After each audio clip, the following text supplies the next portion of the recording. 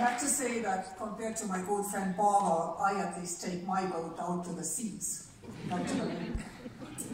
It's a kasse and it does go on the sea, but it is one of the calmest bays you can find. That's the south side of Saaremaa. So I'm not much of a sailor, but still, as an islander, I'm proud that one of the oldest companies in Estonia, the best companies in Estonia, actually is a maritime company. Dear Tallink team, owners and staff, ladies and gentlemen, only those companies that have done really, really well can celebrate anniversaries which has a zero at the end. And if a company is marking such an occasion for the third time, and in such a grand space like this hall, it means that it has really done fantastically well. Congratulations to all of you for that.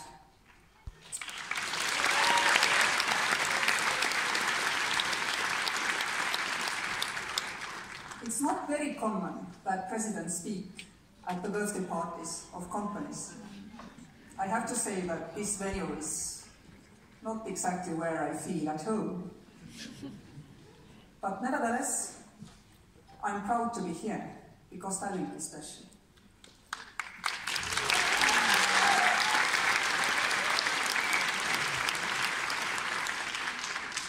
This company is driven by ambition. It has courage to set itself major goals. It has skill to achieve those goals. And it is capable of putting together an effective team to that end. There was nothing particularly grand and certainly nothing easy when Tallink started its journey. 30 years ago, Tallink was little more than the registered trademark of a joint Finnish-Estonian company. The first trip on the 20-year-old ferry for 1,000 passengers and 170 vehicles that the company had purchased took place on the 8th of January 1990. It was the first ferry on Tallinn-Helsinki route. When Esko became the sole owner of Tallinn on the 1st of January 1993, Esko's Georg Ots also began sailing under the name of Tallink. Now, you have been the market leader on the Baltic Sea for quite some time. You rose to the top despite difficulties, and I have to say, very stiff competition. You have become one of Estonia's biggest companies. Tallink is considered a prestigious employer. I congratulate you all for all these achievements once more. It's fantastic what you as a team have achieved together. Today, with Estonia itself having done quite well over the past 3 decades, with us having grown used to doing so well, it almost feels as though success is understood as the most natural thing and nothing special. What do we Estonians say? I think your colleagues from Finland, Latvia, Lithuania know very well. If everything's wonderful, then what Estonians say, they say, that's normal. But it wasn't normal 30 years ago, and it still isn't normal. That explains why today, more than ever, we should be talking about the fact that courageous, confident people, at a time when they had nothing to rely on but their own courage and simple plan of action, undertook and made a success of truly great things. There was an idea, there was the courage to act, and there was a team. I have no doubt that there was no roadmap at the time charting the route to becoming market leader on the Baltic Sea. Although today we are still faced with big, indeed vital decisions regarding our future, we have a tendency to turn into bureaucrats who attempt to predict the future based on linear calculations without recognizing that future success needs breakthroughs in our own thinking, in our own development. If we had demanded the founders of Tallink the same things that today's opponents of, for example, Rail Baltic are demanding, neither of those things could ever have been accomplished. Tallink could not predict its passenger numbers 30 years ago. None of us could. There is a saying in town, I don't know whether it is true or not, that the bus to Nõmme at summer period is less often than a ferry to Finland. Maybe it's true, I don't know. I didn't check the facts. The bus goes every 25 minutes, that I know. The ship's cables, I don't know. But if somebody had 30 years ago predicted millions of passengers for this route, based on the passenger numbers of Georgots, for example. I don't think they would have been taken too seriously. Yet nowadays, we do not believe that by creating the offer, we could also boost demand. I have to say I use Tallink example very often when I discuss Rail Baltic. It's quite similar.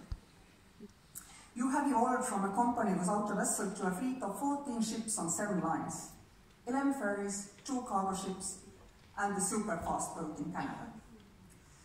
I hope that this year you will remain the market leader on the Baltic Sea with your 10 million passengers. Remember, 1990, you had 165,000 passengers. Tallink has offices in 6 countries: Estonia, Finland, Latvia, Sweden, Germany, Russia. And you offer not only transport of goods and passengers, but also accommodation, trade services, and more besides. I hope we will hear more about Tallink's plans for the future very soon, but there is one thing I am already sure of. However ambitious those plans may seem today, they may be obsolete tomorrow. The world is changing very quickly, and so completely that by tomorrow you will need to be even more ambitious and take into account things that did not even exist yesterday. I urge you all to think even more seriously on that point starting from tomorrow.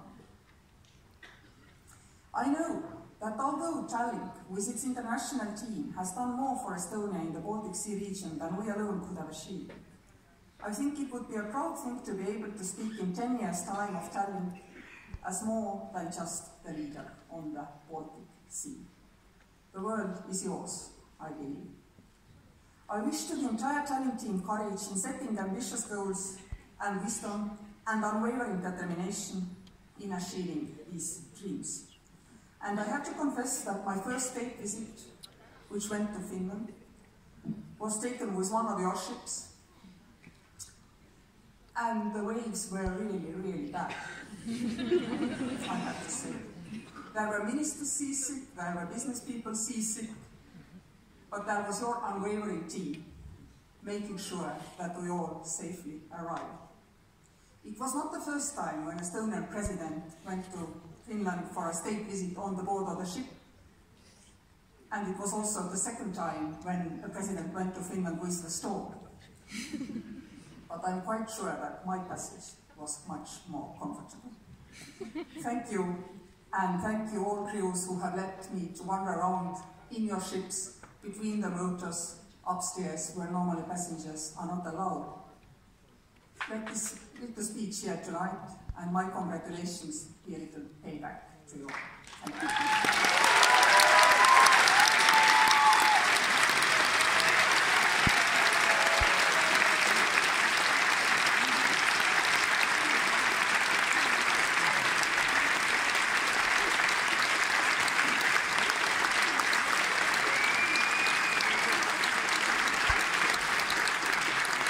Thank you, President.